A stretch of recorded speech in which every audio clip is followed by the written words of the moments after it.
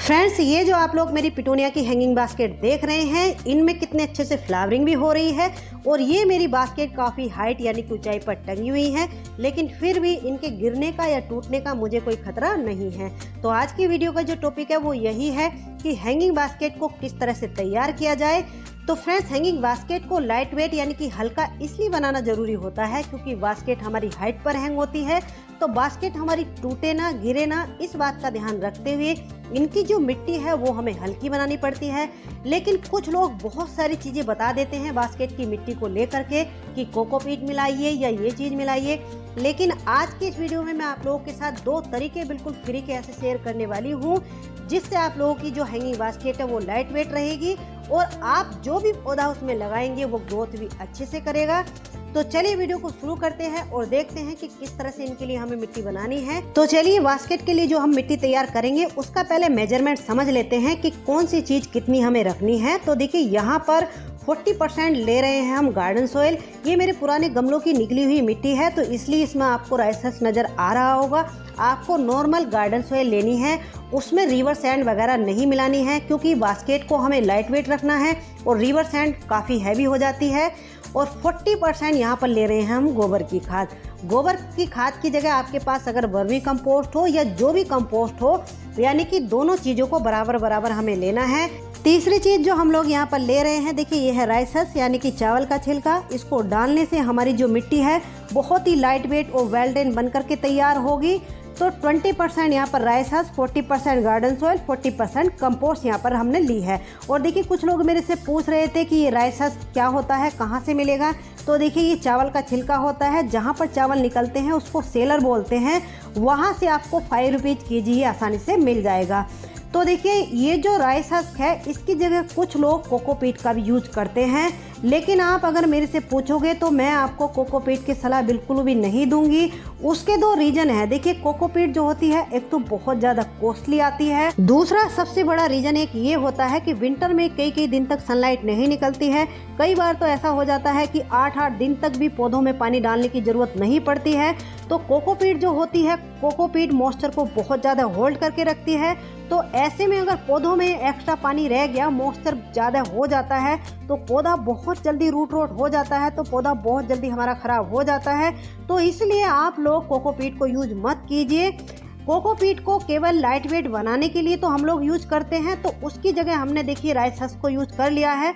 आप लोग देख सकते हैं कितनी फाइन, कितनी सॉफ्ट, कितनी हल्की मिट्टी बन करके तैयार हुई है। यानी कि हमारी जो बास्केट की मिट्टी है वो बिल्कुल बजट में बन करके तैयार हुई है। कोई भी एक्स्ट्रा खर्च इसमें हमने नहीं किया है, बस केवल कंपोस्ट की जो मात्रा है वो इसमें थोड़ी ज़्यादा रखी है। जैसे हम और पौधों को रिपोर्ट करने में 20% कंपोस्ट को लेते हैं, यहाँ पर हमने 40% कंपोस्ट को ले लिया है। एक काम और हम लोग कर लेंगे इनको हल्का करने के लिए, लाइट वेट करने के लिए। देखिए ये जो आप मूंगफली के छिलके देख रहे हैं, ये छिलके इस टाइम पर सभी के घरों में मिल जाएंगे क्योंकि इनका सीजन चल रहा है। तो देखिए कम से कम 1.5 से 2 इंच की लेयर इन मूंगफली के छिलकों की हम टोकरी में नीचे बिछा देंगे। कुछ लोग यहाँ पर कहेंगे कि यहाँ पर चींटियाँ आ जाती हैं, तो देखिए ऐसा बिल्कुल भी नहीं है। जब लोग हम फंजीसाइड का स्प्रे करते हैं या फंजीसाइड वाला पानी इसमें डालते हैं तो चींटियाँ बिल्कुल भी नहीं आती हैं। एक और तरीका मैं आप लोगों को बताती हूँ इनको लाइट वेट करने का। देखिए अगर आप लोग मूंगफली की छिलकी यूज नहीं करना चाहते तो इस तरीके के जो पत्ते हैं सभी के गार्डन में इस टाइम पर मिल जाएंगे, क्योंकि पता नहीं कितने पौधों से इस टाइम पर पीले होकर ये पत्ते गिर रहे हैं। तो चाहे हरे पत्ते हों या सूखे हुए हों, घबराइए मत। आप 1.5 से 2 इंच की जो लेयर है वो पत्तों के नीचे बिछा दीजिए। ये जैसे ही इनके ऊपर मिट्टी डलेगी, पानी डलेगा, ये धीरे धीरे डिकम्पोस्ट होते रहेंगे। जैसे ही नेक्स्ट ईयर समर आएगा तो समर में जब आप इनको खाली करोगे तो ये पूरा इनका खाद ही बन चुका होगा। तो इस तरीके से आप अपनी बास्केट को लाइट वेट बना सकते हैं। और देखिए इनमें मिट्टी कितनी आ रही है, इस तरीके से देखिए 2 मुट्ठी करके इस तरह से दोनों हाथों से भर के मैंने मिट्टी डाली है।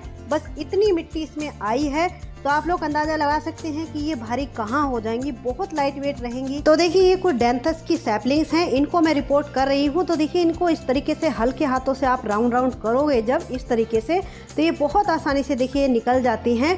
इनकी जो जड़ें हैं वो बिल्कुल भी डिस्टर्ब हमें नहीं करनी है। अगर आप इस तरीके से कैंची से कट करके भी इनको इस तरीके से हटाओगे तब भी ये बहुत ही सॉफ्ट जो ट्रे है उसमें लगी हुई होती हैं। देखिए इस तरीके से ये निकल जाती हैं। तो उनको आप कोशिश कीजिए किसी भी तरीके से निकालिए, लेकिन इनकी जो जड़ें हैं वो बिल्कुल भी डिस्टर्ब नहीं होनी चाहिए। तो इस तरीके से बस इनको रूट बॉल को निकालना है और टोकरी में इस तरीके से रख देना है। और यहाँ पर फिर से वही बात आप लोगों को ध्यान रखनी है, मैं अपनी हर वीडियो में बताती हूँ कि इनका जो क्राउन पार्ट होता है वो हमेशा ऊपर की तरफ उठा हुआ होना चाहिए, नीचे मिट्टी में नहीं धंसा हुआ होना चाहिए। मिट्टी में धंसा हुआ रहेगा तो पौधा हो चाहे सैपलिंग्स हो आपकी बहुत जल्दी खराब हो जाएगी। तो इस बात का आप लोगों को ध्यान रखना है। दूसरी बात, एक चीज़ और आप लोगों को ध्यान रखनी है, अगर आप हैंगिंग बास्केट में पौधे लगा रहे हैं तो उनमें मैं तो आपको ये छोटी छोटी सी सैपलिंग्स पौध आती हैं, इन्हीं को लगाने की सलाह दूंगी। उससे दो फायदे हमें हो जाएंगे, एक तो हमारी ये बास्केट लाइट वेट रहेंगी, दूसरी बात हमारी बजट गार्डनिंग हो जाएगी। क्योंकि विंटर का कोई भी पौधा, मान लीजिए बरबीना या पिटूनिया 20 से 30 रुपए से कम में नहीं मिलता है। ये छोटी छोटी जो पौध होती हैं 5 से 6 रुपए में मिल जाएंगी। हमारे यहाँ जो पिटूनिया की पौध है वो 5 रुपए में मिल रही है, और ये जो बिगोनिया की पौध आप देख रहे हैं ये भी 6 रुपए में मुझे मिली है। हालांकि इसका जो बड़ा पौधा है काफ़ी कॉस्टली आता है, 80 से 100 रुपए में शायद आता है। तो चलिए, सैपलिंग्स को सभी को रिपोर्ट तो कर लिया है, अब हम इनमें वाटरिंग करेंगे। तो देखिए वाटरिंग आपको कैसे करनी है, वाटरिंग का भी आपको ध्यान रखना है। ये है मेरा फंजीसाइड पाउडर। ये पाउडर आप लोगों ने नोटिस किया होगा मैंने मिट्टी में नहीं डाला था, उसमें मैंने नीम खली ही ऐड की थी। तो इसको मैं इस तरीके से, मेरी एक कैन है ये 5 लीटर की, इसमें मैंने 2 चम्मच ये फंजीसाइड पाउडर डाल लिया है, अच्छे से घोल लिया है। तो आप जैसे सैपलिंग्स को अगर रिपोर्ट कर रहे हैं वैसे आप मिट्टी में भी डाल सकते हैं, मैं ये नहीं कह रही हूँ, लेकिन मिट्टी में चाहे आप डालो ना डालो, आप जब सैपलिंग्स को पानी दो तो उसमें आप फंजीसाइड पाउडर ज़रूर डाल लीजिए। क्योंकि इस तरीके से जब हम पानी देते हैं तो पूरी मिट्टी इस फंजीसाइड पाउडर वाले पानी से गीली हो जाएगी, तो फंगस लगने के चांस बिल्कुल भी नहीं रहेंगे। तो देखिए इस तरीके से मैं इन पौधों को भिगो करके पूरी मिट्टी को, पौधों को फर्स्ट टाइम अच्छे से पानी दे दूंगी। तो इस बात का आप लोगों को ध्यान रखना है। मिट्टी में हमने नीम खली ऐड कर ली है, नीम खली भी फंजीसाइड का ही काम करती है। तो देखिए सभी में अच्छे से फर्स्ट टाइम वाटरिंग कर दी है। सेकंड वाटरिंग तभी करनी है जब ऊपर की मिट्टी की 1 इंच की लेयर लगभग सूख चुकी हो, या फिर आप लोग ध्यान से चेक करके पानी आपको देना है। ओवर वाटरिंग बिल्कुल नहीं करनी है। पौधा अपना बता देता है जब उसको पानी की जरूरत होती है। पत्तियां जैसे हल्की सी आपको लगे, नीचे को झुकी झुकी से लगे, उस टाइम आपको पानी देना है। और देखिए अभी तो जैसे बहुत ज़्यादा तेज सनलाइट नहीं निकल रही है, तो लेकिन फिर भी हम 2 दिन के लिए इनको शेड एरिया में रखेंगे, 2 से 3 दिन के लिए। 2 से 3 दिन बाद फिर इनको हम डायरेक्ट सनलाइट में रख सकते हैं, क्योंकि ये बेबी प्लांट है तो अभी थोड़ा सा शेड में ही रखना है। हालांकि इनकी जो जड़ें हैं उनको डिस्टर्ब हमने नहीं किया है। और देखिए जैसे इस तरीके से आपको जो भी आपकी सैपलिंग झुकी झुकी सी नज़र आए तो उनको आप इस तरीके से खड़ा कर दीजिए, यानी कि हाथ से उनको स्टेबल कर दीजिए। कल सुबह तक ये अपना ठीक हो जाएंगे। जब रिपोर्ट करते हैं तो रिपोर्टिंग के बाद हल्का सा शॉक तो लगता ही है। और देखिए जैसे आज हमने इनको रिपोर्ट किया है, रिपोर्टिंग के 8 दिन बाद इनमें हम कोई भी फंजीसाइड पाउडर का स्प्रे करेंगे, या फिर नीम ऑयल आपके पास है तो नीम ऑयल का भी कर सकते हैं। कोई भी फंजीसाइड पाउडर 1 लीटर पानी में आधा चम्मच मिला करके अच्छे से स्प्रे कर दीजिए, चाहे आपके पौधे में कोई फंगल इन्फेक्शन है या नहीं है, क्योंकि आने वाली किसी भी डिसीज से हम लोग बच सकते हैं। जब तक ये अच्छे से ग्रोथ नहीं कर लेते तब तक 8 दिन में एक बार इन पे स्प्रे करते रहना है।